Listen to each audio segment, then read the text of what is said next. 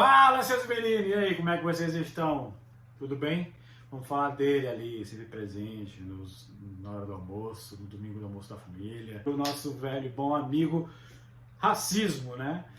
E antes de tudo, eu quero deixar bem claro que eu falo com algumas referências, tá? Não pode assina embaixo, né? Porque não é só o que eu acho, né? É o que é. Né? Se você for psicólogo ou estudante de psicologia, eu recomendo já de cara esse livro aqui, né? Psicologia Social, Principais Temas e Vertentes. São vários autores, da Artmed, Cláudio Vaz Torres, Elaine Rabelo Neiva e colaboradores.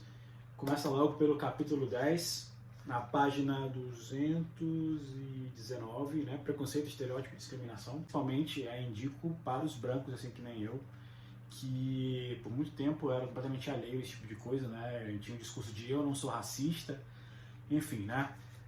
Djalma Ribeiro, né? Pequeno Manual Antirracista, eu acho que eu já citei ele aqui algumas vezes.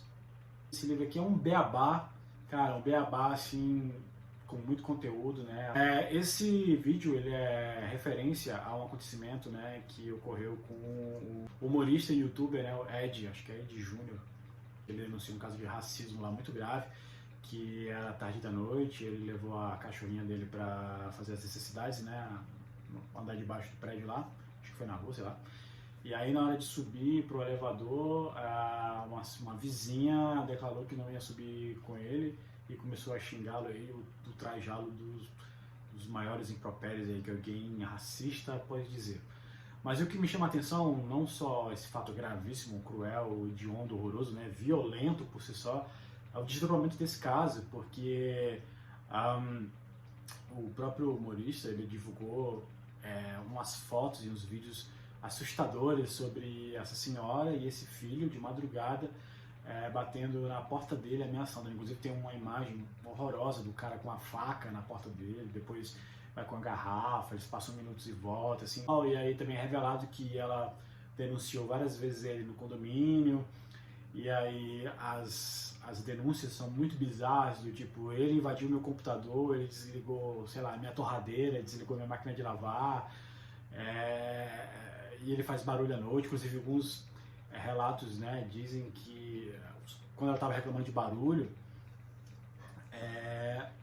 ele nem estava em casa algumas vezes, ou então a maioria das vezes ele estava dormindo, porque era de madrugada. Então a gente percebe algumas coisas muito interessantes, e aí me veio a pergunta, né, racismo é doença? O que é racismo, né? E no sentido de que é patológico, enfim, né? E aí eu vou responder logo agora de cara, não é doença. Tem uma observação nesse caso que é interessante a gente notar, tá? Essa senhora, ela tá sim com comportamentos paranoides, né? Ou seja, de paranoias.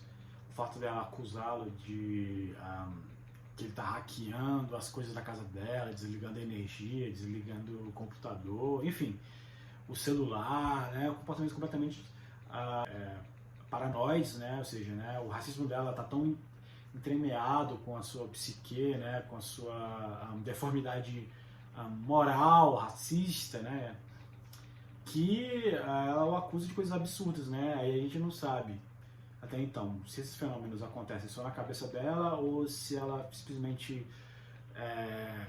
pegou ali uma situação causal de uma coincidência aleatória da vida, enfim, e começar a acusá-lo, né, justamente pelo racismo aí que está entremeado, porque ela não implica com os outros vizinhos, provavelmente a maioria é branca, né, que pelo que deu a entender é um prédio de classe média, algo assim, e justamente o negro ou preto do andar, né? Então, assim, é a se pensar que sim, existem algumas pessoas com a psique tão deformada ou doente mesmo, adoecida, que sim, pode ser patológico em algumas coisas, mas influenciado pela estrutura, né? O maravilhoso Silvio Almeida, né, que ele é doutor em filosofia e jurista, ele explica que o racismo não é uma questão particular sua, minha, enfim, né, de cada um.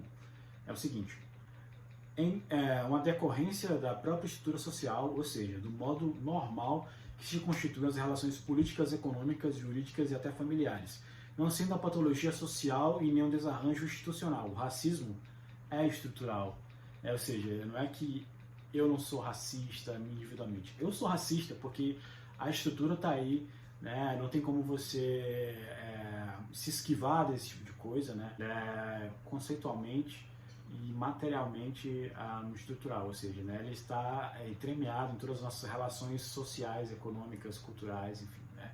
Pode ver pelo tanto de pessoas negras que você vê na TV, ou então você assiste uma novela, a maioria do elenco negro é pobre. Uns furam a bolha, sei lá, como aquela série Eu, a Patroa e as Crianças, né, que é estritamente humor para a população preta americana, né, furou a bolha aqui no Brasil justamente porque aparentemente a gente não tem essa estrutura muito bem definida, como foi o apartheid na África do Sul, como foi a lei Jim Crow nos Estados Unidos, né, onde realmente teve ali uma discriminação bem estruturada ali, né, com banheiros para pretos, né, cinema para preto, escola para preto, enfim, né. Aqui no Brasil existe sim uma dissimulação aí geral, né, que diz que o racismo aqui foi mais brando, né, que é chamada moda brasileira, então é uma falácia completamente, né, o racismo é tão forte quanto nesses outros lugares e houve violência também tanto quanto nesses lugares. A diferença é que essa dissimulação é fruto de uma ideologia à la brasileira, né, que tentava aí colocar panos quentes nesse tipo de racismo, mas ele existe, é fato. O papo que eu queria dizer é o seguinte, do ponto de vista da psicologia, é o seguinte: o racismo ele é um comportamento aprendido, ou seja, né, a gente aprende ali desde criança, nas conversas com nossos pais, nos filmes que a gente assiste, nas novelas que a gente consome, nos livros que a gente lê. Então, tudo isso nós aprendemos e passamos para frente, né? Ele é um comportamento completamente aprendido, né? Por muitos anos aí é completamente aceito, né? Então, por isso que esse racismo ele reina muito.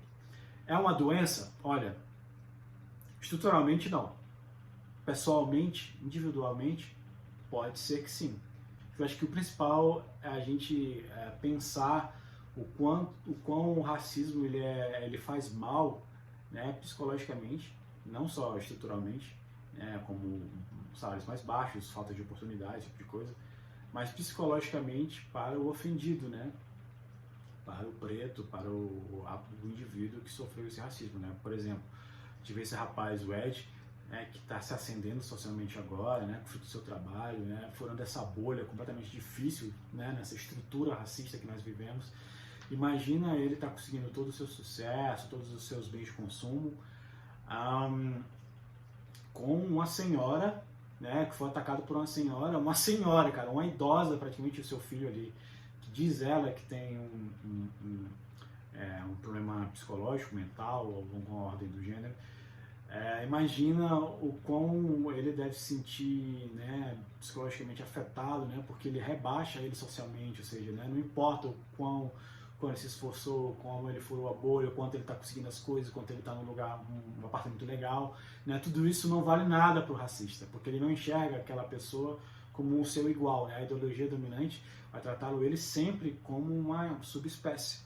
Olha, imagina quantos pais pretos, né, devem ter aí sofrendo quando o filho vai para a escola e não sabe como é que o filho vai voltar psicologicamente. Às vezes, né, a integridade física, né, não é garantia de nada você ser preto no mundo, mas vamos falar aqui de Brasil.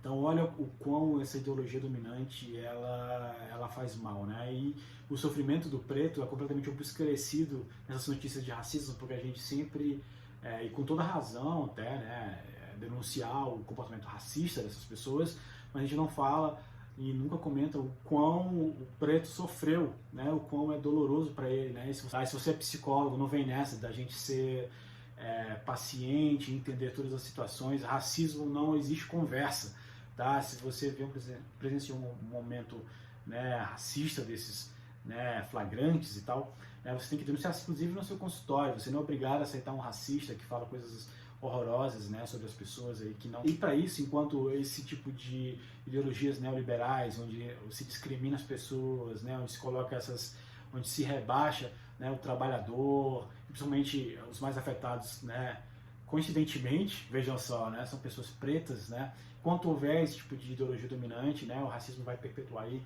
por muito tempo. Então vamos prestar atenção no sofrimento psíquico dos nossos irmãos pretos. E é isso aí. Tchau!